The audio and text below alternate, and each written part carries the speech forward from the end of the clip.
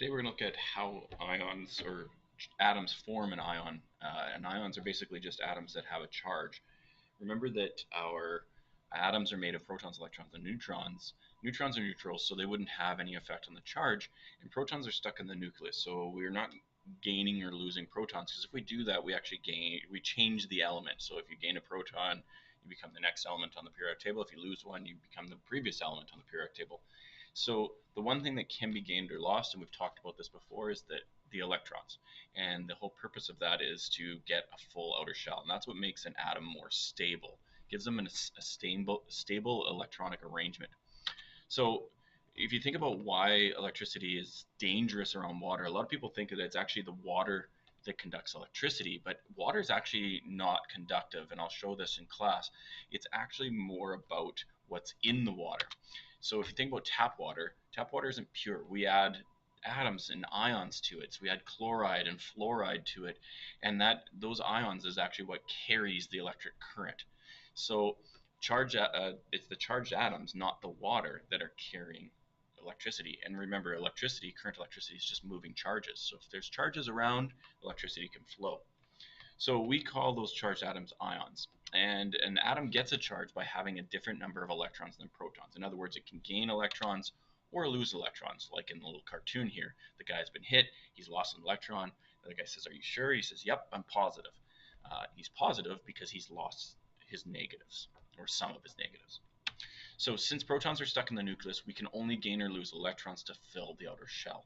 And that's how atoms get a charge. Now, a negative ion, now this is where we have to think about what we're gaining and losing. If an atom gains electrons, it becomes more negative, so it becomes a negative ion. It's kind of weird to think that you're gaining something to become negative, but we're gaining negatives. So we have to think of it like that. So here's a couple of examples. So if we're going to draw some Bohr diagrams here, we're going to draw the Bohr diagram for oxygen, kind of relate this back to what we did in grade 9. So oxygen is atomic number 8. And its mass is 16. So I'll put its number is 8 and its mass is 16. So since its atomic number is 8, it will have 8 protons. Since its mass is 16, 16 take away the 8 protons is 8 neutrons. So now we have our nucleus, and I'm going to draw around the nucleus my electrons. And you're probably wondering, well, why are we bothering with Bohr diagrams? We just learned Lewis dot. Well, again, it helps us to understand more about the structure of the atom if we understand what's below. Lewis dot is kind of a short form for when we are looking at how things bond rather than drawing this whole thing out. Lewis dot will help us understand how things actually go together. So since oxygen is in column 6, it would have 6 valence electrons. I've got 6 and 2, that makes my 8. Now, how would oxygen get a full shell? Well, if we're looking at oxygen, it would like to get an electron here and here. So it probably is going to gain 2 electrons. So what ion would it form? It is going to get a -2 charge. Now when we write that ion, we actually will write the symbol, and we write it like this, 2 minus. We don't write -2. In chemistry, that actually means something a little bit different down the road. So we're always going to put the number, then the charge. So 2 minus, 1 minus, 2 plus, 3 plus. It's always going to be number and then charge. So that would be a 2 minus ion, because if I put an electron here, an electron here, if you think about it, it has 8 protons, so it's 8 positives, and it has now 10 electrons, so it has 10 negatives. So your overall charge is -2. So let's do another one. Let's do fluorine. So fluorine, again, is number 9, and its mass is 19. So drawing the nucleus now. So we have 9 protons, that's the atomic number, 10 neutrons, because if we take the protons away from the mass, it gives us what's left for neutrons. And now we're going to have 9 electrons in a normal fluorine atom. So I'm going to put 1 there, 1 there. Draw our second ring. Again, fluorine is in column 7, so it should have 7 valence electrons. 3, 4, 5, 6, 7, and 7 and 2 make 9, so I have my 9 electrons. Now, Again, if you think you have 9 electrons and 9 protons, that charge adds up to 0. That's a normal atom of fluorine. But to make it an ion, to make it more stable, it would like to get an electron there. So if it gains 1 electron, this becomes 10 electrons. So now you have 10 negatives and only 9 positives. So what ends up happening is you get a -1 charge. So we would write that fluoride ion as F minus, or you could write F1 minus. Either way is fine. Typically we'd just write the minus. It's kind of like in math. You don't write 1x if you don't have to. If there's an x, you write x. So if there's a minus, you just write minus.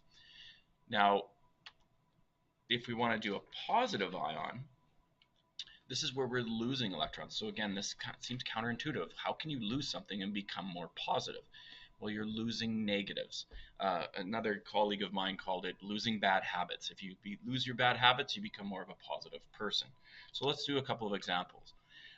Lithium. So lithium is atomic number 3, and its mass rounded up is 7. So that means it has 3 protons, and 7 take away 3 is 4 neutrons. So there's our nucleus, and then in our orbits we're going to put our electrons. It should have 3 electrons. So 1, 2, first shell's full. So that means the second shell only gets 1 electron. So it looks something like this. And now, in order to fill lithium's shell, it has a couple of options. You could add in 7 electrons. So I could put like electrons here, here, here, here, here, here, and here. But that's a lot of work. You'd have to go and find 7 more electrons. So instead of doing that, I'm just going to see if I can erase what I've got here. It won't let me. There we go. So I'm going to take that out and redraw my orbit. Instead of doing that, what it would like to do, another option, is we take away, or we get rid of that electron. If we do that, I'm going to put that lose 1 electron. If we do that, if you think about what you're left, what remains afterwards, is this whole outer ring is gone. And the inner ring, because it's already full, now we have a full outer shell, and it's a more stable arrangement. So if we lose 1 electron, we would have 3 protons and 2 electrons. So our overall charge is +1. So we would write that as lithium with a positive charge, 1 plus or plus. Now beryllium, same idea. Beryllium is atomic number 4, and its mass is 9. So it has 4 protons. 9 take away 4 is 5 neutrons. Now an atom of beryllium would have 4 electrons. So I'm going to draw in my 4 electrons. 1, 2, and also beryllium's in column 2, so it should have 2 valence electrons. So 3, 4. Now same thing for beryllium. It could gain 6 more electrons. It would have to put 1 here, here, here, here, here, and here. But that's a lot of work to find 6 more electrons. It's very unlikely. It's a lot easier to just get rid of this one and this one. So lithium would like to lose 2 electrons. And that means that now lithium has 4 protons, and it would only have 2 electrons. So our net charge, if you have 4 positives and 2 negatives, you have an overall charge of 2 plus. So beryllium would be a 2 plus ion. So there's a difference. Atoms and ions. Atoms are neutral, and that's what we dealt with mostly in grade 9. Ions are charged. And that's all an ion is. It's a charged atom. Now what you're probably noticing, or hopefully you're noticing, is that the 2 that I just did were metals, and the previous 2 were nonmetals. Nonmetals are atoms that have more than 4 valence electrons, so they're more likely to gain electrons to fill their shells, whereas metals have less than 4 valence electrons, so they're more likely to lose. Whichever way is faster or easier, that's what they're going to do. So you can gain up to 4, or you're going to lose up to 4. So let's do a couple more. So chlorine, and now I think I'm going to do these in terms of maybe Lewis dot, just because, or even just the number of valence electrons. So if we look at chlorine, because we can figure out the ion charge quite quickly, chlorine is in column 7, so it has 7 valence electrons. So it's going to gain 1 electron, so it would form Cl with a 1 minus charge. Sulfur is in column 6, so it has 6 valence electrons. So it's likely to gain 2 electrons, so it will form sulfur with a 2 minus charge. It gains 2 negatives.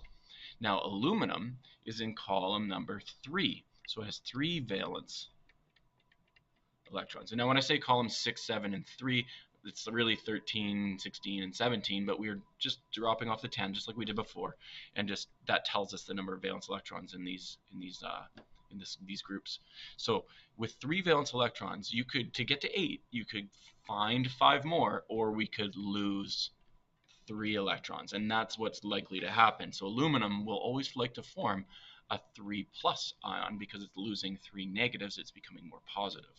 Calcium has 2 valence electrons, so it wants to, instead of gaining 6 more, it's going to lose 2 electrons and become Ca with a 2 plus charge. Again, losing negatives makes you more positive. Now nitrogen is in column 15 or 5, so it has 5 valence electrons, so it would like to, well, we could lose those 5, or we could only gain 3, so 3 electrons. That would get us to 8. So nitrogen likes to form a 3 minus charge. So this is how our atoms form different charges and end up with their full outer shells. So I'm going to ask you guys to try these ones, but we're going to change a couple of them up because we just did a couple of these. So I'm going to change calcium. We're going to change that to magnesium. And sulfur, we're going to change to phosphorus. Same idea, but just different elements, just to change this up. So give these a try, see if you can figure out the charge and how many electrons it has to lose, and then write the symbol with its proper charge. Pause the video, give these a try, and then check it with my answers right away. So magnesium, an atom of magnesium would have 2 valence electrons. It's in the second column. This is why we focused on those columns and periods last year, because the column tells us the valence electrons. So we have 2 valence electrons. We could gain 6 or lose 2. So it's going to lose 2 electrons. So to form its ion, it's going to be magnesium, and since it's lost 2 negatives, it's going to become a 2 positive charge. Phosphorus is in column number where are we at here? Column number 5. So it has 5 valence electrons. So it could lose 5, but it's easier to gain 3 electrons. So now if phosphorus gains 3 electrons, then its charge would be a 3 minus charge. And then the symbol would be phosphorus, P, with a 3 negative. Now, some things for us to consider. What types of elements, I already kind of mentioned this, what kind of elements lose electrons and which ones gain? So our metals are our losers, and our nonmetals are the gainers, because where that staircase is, it's right at the cusp of where you've got 4 valence electrons. So at that point, you either could go up or down. If you get to 5, you're definitely going to want to gain. If you get down to 3, you're going to want to lose. So that's kind of the transition from metals to nonmetals. Metals like to lose their electrons, and nonmetals gain. Now, why don't atoms gain or lose protons? Because they're in the nucleus. And if they did, you would get a new element. You wouldn't have the same element anymore, because if, let's say, you took carbon, it has 6 protons. If you added a proton, it's not carbon anymore, it's actually nitrogen. So if we change the protons, we're changing the element. It can't be, you can't just change the element. That would have to be nuclear fission or fusion. That's something further on down the road. So what would happen if they gained or lost neutrons? Now, this is something we're going to look into a little bit more closely in grade 11, because this does happen. Atoms have some elements will have different numbers of neutrons, and those are called isotopes. But if you think about a neutron, the charge wouldn't change because they are neutral. So the charge doesn't change, the element doesn't change because you're not changing the protons, but because neutrons have mass, they would get heavier, so, or lighter, depending on whether they gained or lost. So mass would change. If we understand these concepts, then the idea of ions and isotopes and all of these things that we're going to be looking at this year and in future chemistry courses, if you understand that electrons are gained and lost because they're in the orbits and it makes a stable arrangement. Protons, if you change them, you change the element, and neutrons, you just change the mass if you change them. If you kind of get those ideas, what protons, electrons, and neutrons do, then you'll have a better understanding of most of the concepts we're going to be looking at in this course and in future chemistry courses.